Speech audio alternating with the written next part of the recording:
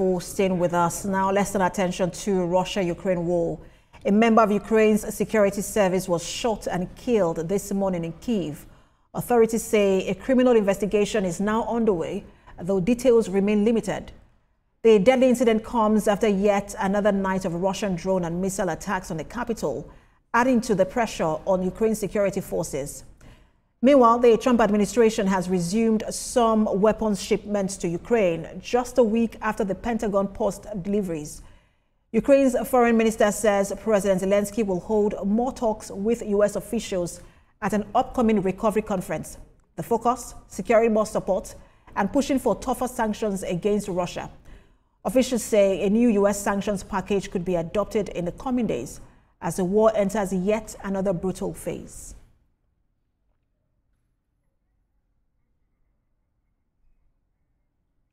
A global affairs analyst Kacha Nonoju joins me for more on the news. Good to have you join us. Thank you very much for having me. So we've seen escalating airstrikes on Kyiv, by Russia, and then an advancement on the front lines too by Russia. Is this an indication that any negotiated settlement to this war is improbable? Well, you wouldn't say that. What you understand, this is a historical pattern of wars. When you're rushing towards ceasefire and the combatants understand that the grounds that they hold will be where they could negotiate from. You negotiate from a position of, plenty. And that's it. So on plenty grounds is the grounds you hold. That's why you saw at the original period of ceasefire, the talks, it was the Ukrainians who tried to get into Kursk so that they could hold ground from where they could use to negotiate for more grounds to be given up by the Russians. But right now, the Russians are simply sinking in, while the Europeans are talking about that they're peacekeeping, whatever that means, forces that they intend to bring into Ukraine were matured. So the more they talk about bringing in European forces on Ukrainian soil, of course you would expect that the Russians will seek to gain as much grounds as they need, so that wherever Europe comes in, it could be a total change of plans. They could come there and then start telling you this is the new place they hold, knowing very well that Ukrainians can hold such grounds. And now you have NATO forces on the ground, but calling themselves peacekeepers.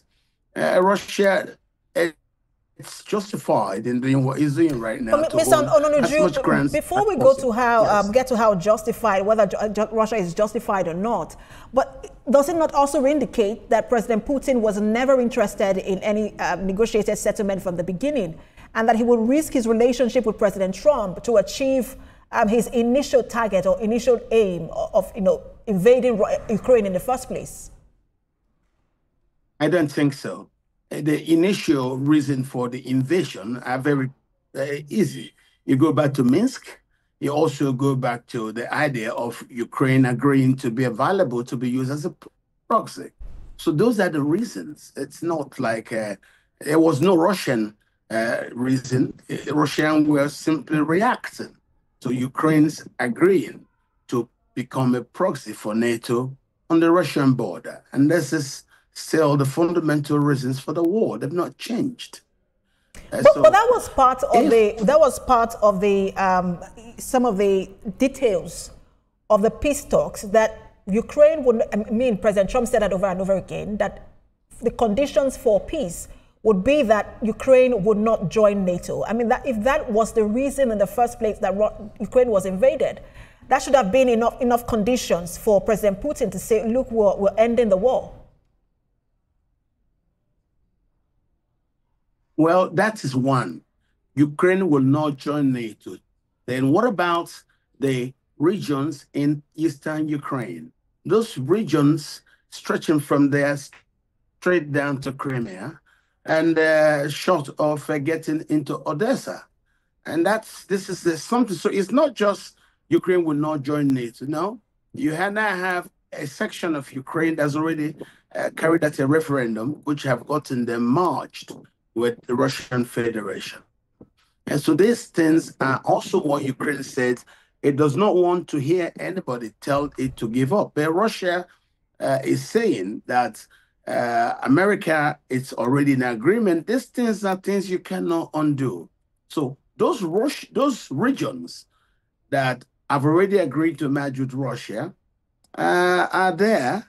And then you'll talk about the issue of Ukraine agreeing not to join NATO. That's there. And of course, there are other things that are there. Ukraine has to, at the end of the day, not just to say it will not join NATO, remain neutral like Switzerland.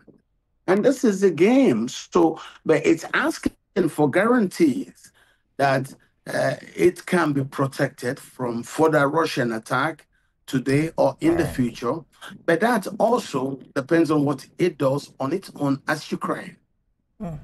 Well, President Trump is now sending